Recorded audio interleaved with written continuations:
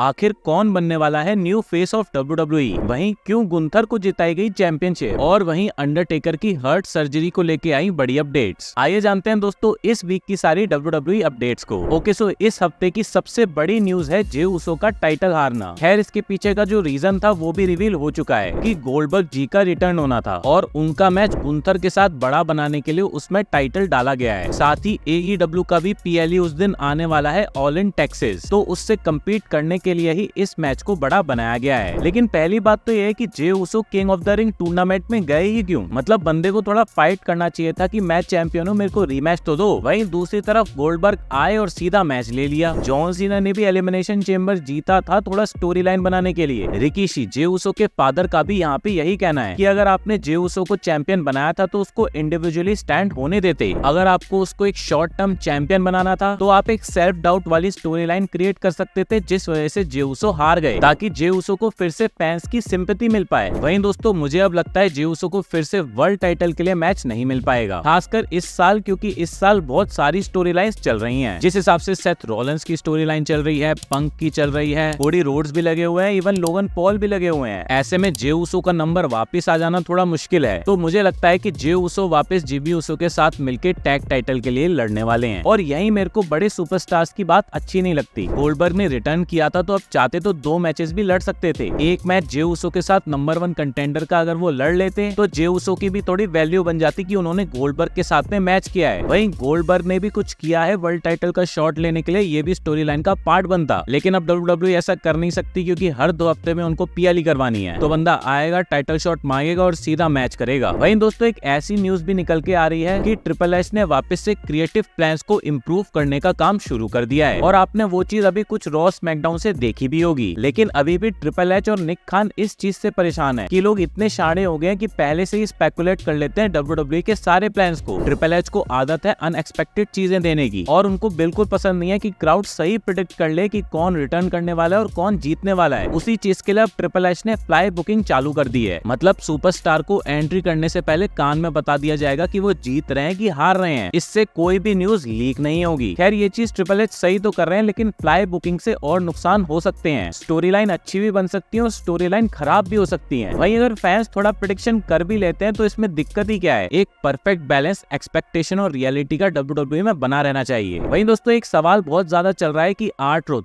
AKA Ron killings heal है या face है? देखो हरकतें तो उनकी हील वाली हैं, लेकिन जिस बंदे पे वो अटैक कर रहे हैं वो खुद हील है। तो ऑब्वियसली R-Truth के लिए एक नया ही कैरेक्टर बनाया गया है। 10 साल बाद बंदे को मौका मिला है किसी स्टोरी लाइन का पार्ट बनने का। जॉन सीना भी पूरी कोशिश कर रहे हैं R-Truth को अपनी स्टोरी के अंदर रखने की। इसके चलते उनको एक अच्छा फेयरवेल तो मिल जाएगा WWE से। बाकी अब R-Truth और जॉन सीना का मैच नेक्स्ट स्मैकडाउन पे होने वाला है। आप लोग कमेंट बॉक्स में बताएं कि कौन जीतने वाला है और क्यों। वहीं दोस्तों ऑलमोस्ट कंफर्म हो चुका है कि हिकुलियो जल्द ही ब्लड लाइन की स्टोरी को ज्वाइन कर लेंगे। उनका पिछले स्मैकडाउन स्टार्ट होने से पहले एक डार्क मैच हुआ था। सो WWE उनको टेस्ट कर रही है और जल्द ही ब्लड लाइन की स्टोरी के अंदर उनको डाल दिया जाएगा। अब वो जेकब की साइड लेते हैं या सोलो के थर्ड मेंबर बनते हैं, ये तो देखने वाली बात होगी। जहां तक मुझे लगता है वो जेकब के साथ में एक टैग टीम फॉर्म कर सकते हैं। और बिलीव करें इन चारों बंदों में इतना टैलेंट है कि रोमन रेंस के बिना भी एक अच्छी स्टोरी लाइन दे सकते हैं ब्लड लाइन की। वहीं दोस्तों एक कंसर्निंग न्यूज निकल के आई है अंडरटेकर को लेके। उनकी वाइफ ने बताया कि रेसलमेनिया 41 के हॉल ऑफ फेम के टाइम पे अंडरटेकर अपीयर हुए थे, लेकिन अगले ही दिन उनकी हार्ट सर्जरी होती है। ऑब्वियसली रेसलमेनिया 41 का कबाड़ा देखने के बाद हार्ट में दिक्कत तो होगी। बना दी हो,